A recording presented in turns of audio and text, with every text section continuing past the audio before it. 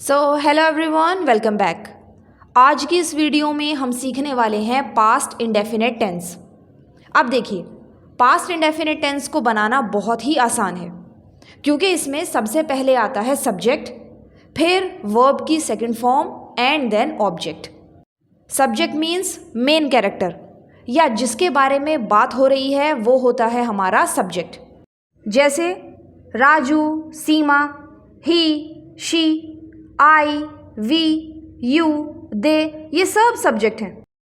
अब देखिए वर्ब की सेकंड फॉर्म। वर्ब की सेकंड फॉर्म जैसे ईट मीन्स खाना, ईट की सेकंड फॉर्म होती है एट। गो मीन्स जाना, गो की सेकंड फॉर्म है वेंट। कम मीन्स आना, कम की सेकंड फॉर्म होती है केम। इसी तरह राइट मीन्स लिखना, राइट की सेकंड फॉर्म है रोट।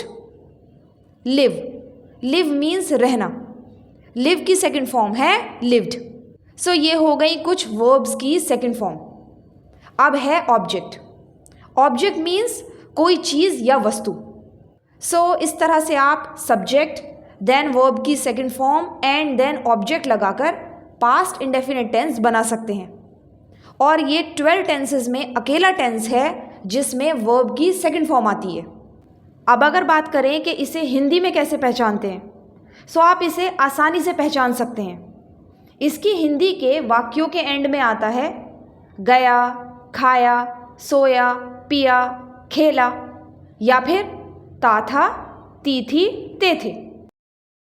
फॉर एग्जाम्पल, उसने एक सेब खाया, राजू बाजार गया, या फिर वह एक गांव में रहता था। अब आप इन सारे सेंटेंसेस में देख सकते हैं कि इनके एंड में क्या आ रहा है, खाया, गया, ता था। सो ये हुआ पास्ट इंडेफिनिट टेंस। चलिए आइए अब इन्हें इंग्लिश में ट्रांसलेट करते हैं। सो फर्स्ट इज उसने एक सेब खाया।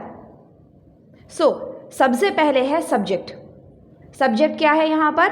ही। उसके बाद वर्ब की सेकंड फॉर्म। अब खाने की इंग्लिश होती है ईट, और ईट की सेकंड फॉर्म क्या है? Eight.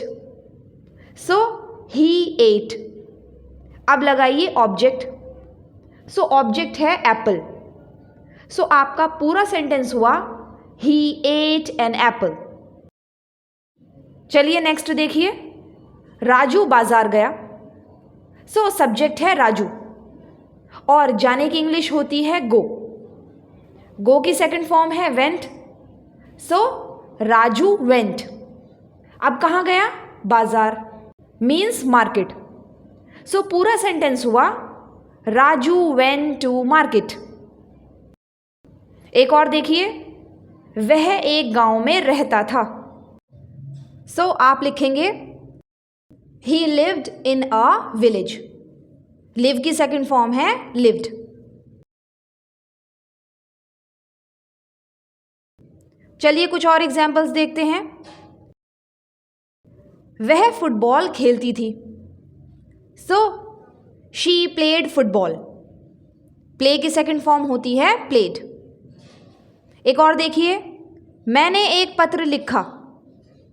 So I wrote a letter. Write की second form wrote. Next is Seema ने एक पुस्तक खरीदी। Seema bought a book. Buy की सेकंड फॉर्म बॉट। उसने मुझे कल देखा।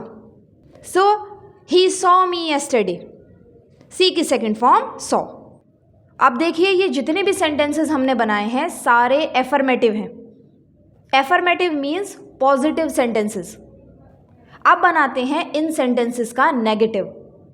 नेगेटिव मीन्स जिनमें नहीं का यूज हो। फॉर एग्जाम्पल, उसने एक सेब नहीं खाया, राजू बाजार नहीं गया, वह एक गांव में नहीं रहता था। सो नेगेटिव सेंटेंसेस बनाने के लिए आपको सबसे पहले यूज करना है सब्जेक्ट, फिर डिड नॉट, देन वर्ब की first form and then object. याद रखना, नेगेटिव में वर्ब की फर्स्ट फॉर्म यूज होती है। सो चलिए इन्हें इंग्लिश में ट्रांसलेट करते हैं। उसने एक सेब नहीं खाया। सो he did not eat an apple. Subject लगाया ही, फिर डिड नॉट, फिर वर्ब की फर्स्ट फॉर्म ईट और उसके बाद ऑब्जेक्ट एन एप्पल। आगे देखिए, राजू बाजार नहीं गया। So Raju did not go to market. इसी तरह वह एक गांव में नहीं रहता था। So he did not live in a village. अगर आप कहें मैं उसे नहीं जानता था, so I did not know him. जानने की इंग्लिश होती है नो। सो नेगेटिव में डिड नॉट के बाद आएगी वर्ब की फर्स्ट फॉर्म। अब अगर आपसे कोई क्वेश्चन पूछे क्या उसने एक सेब खाया, सो इसे बोलते हैं इंट्रोगेटिव। अब इसे बनाने के लिए डिड स्टार्टिंग में आएगा, देन सब्जेक्ट, फिर वर्ब की first form and then object.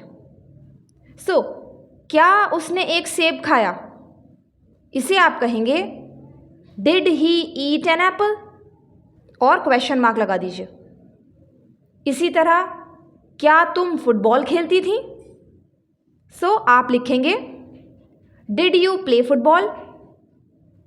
एक और देखिए, क्या तुमने एक पत्र लिखा, so did you write a letter. एक और, क्या सीमा ने एक पुस्तक खरीदी, so did Seema buy a book. So interrogative में आप डिड स्टार्टिंग में यूज़ करेंगे। इसी के साथ पास्ट इंडेफिनिट टेंस में इतना ही।